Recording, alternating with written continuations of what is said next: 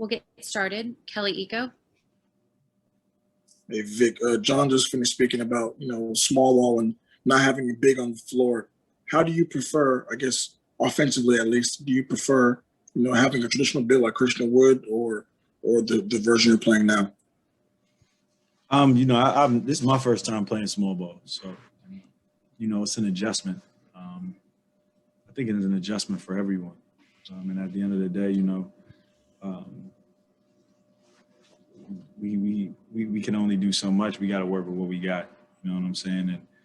And at times it can be tough, obviously, when you have a center who did what he did today, and Jared Allen. But then there's some times where it kind of works. And then the second unit played small ball and got us back into the game. But it's to each his own.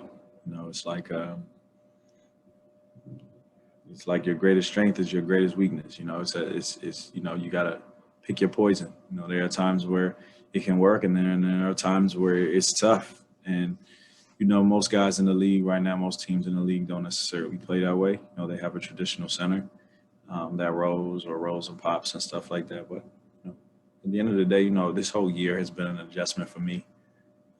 From the day I put on the jersey, from being in Indy to getting traded to playing a one, then playing a two, then playing with John, then playing with all three of us, then getting hurt and sitting out. It's just been an adjustment, and at the end of the day, it's easy to play the blame game, and it's easy to kind of get woe is me, and but at the end of the day, everything happens for a reason. Truly believe that. So obviously I'm used to playing with a traditional big as well, just like John is.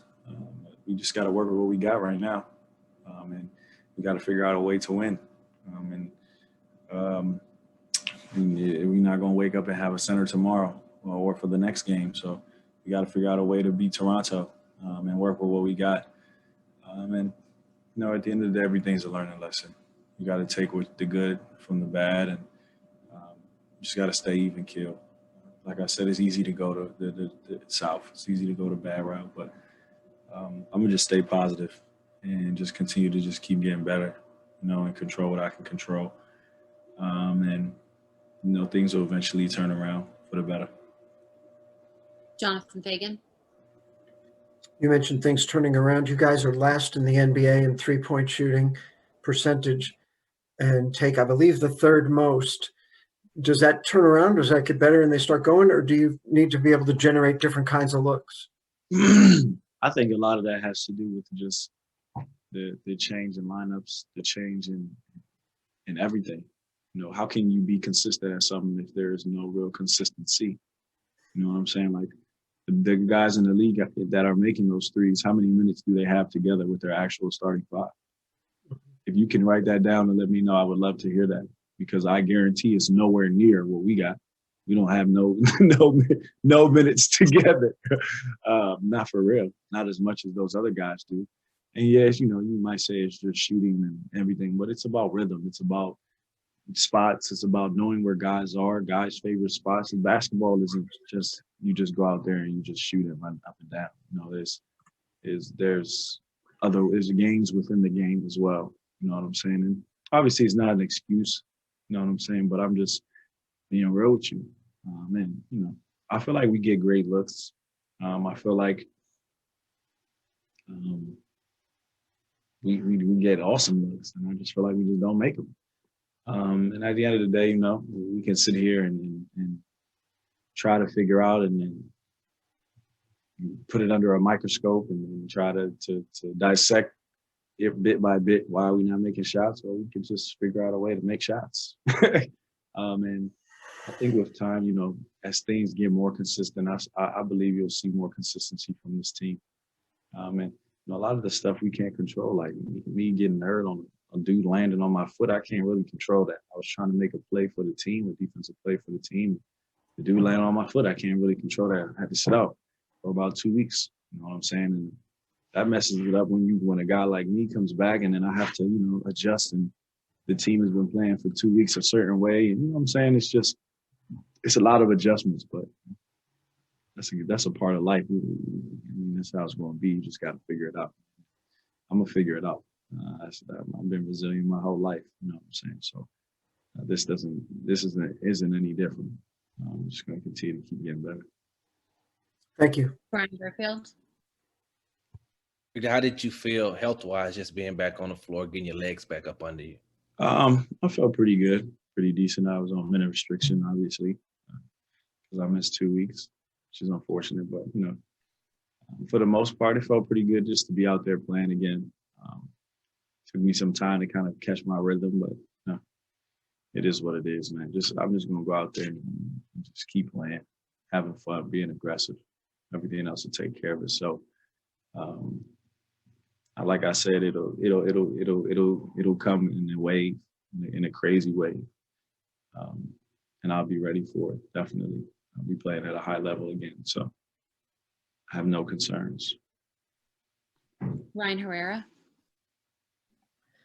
Hey, Victor, you mentioned, the inconsistency of the lineups, guys being in and out. So, I mean, you missed a few games. Christian's already missed a few games. The Boogie's gone. He's gone now.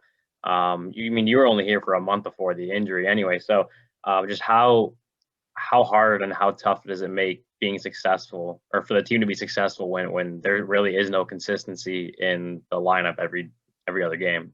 Think about it from everyone's point of view.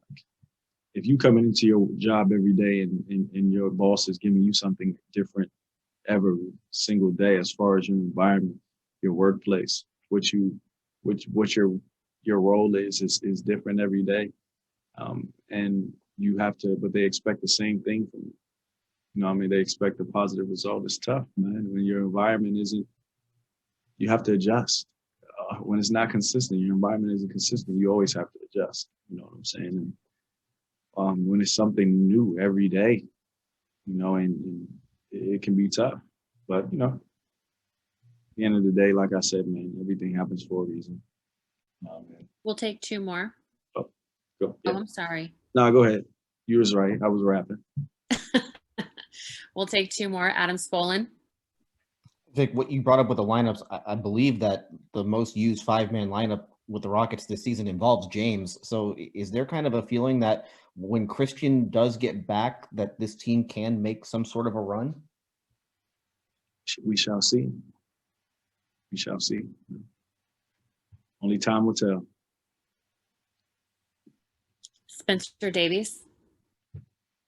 Hi, Vic. I caught how you didn't want to, really play too much small ball, but just from the competitive standpoint of what Jae'Sean has brought and what you've noticed from him just in your short time in Houston, what have you noticed about his competitive level? And is he kind of beyond his years, just being, the older rookie that he is, but also just adjusting to this level and the way he approaches it? Well, I didn't necessarily say I didn't like it or I did like it. I just said it's new to me, something that I'm not used to. But, I said everything is an adjustment. But, Jae'Sean is a great player. Unfortunately, he went to Ohio State, but we can talk about that later. Hey, I'm in Ohio too. But, he's a great talent, and he has a ton of potential to be very good in this league.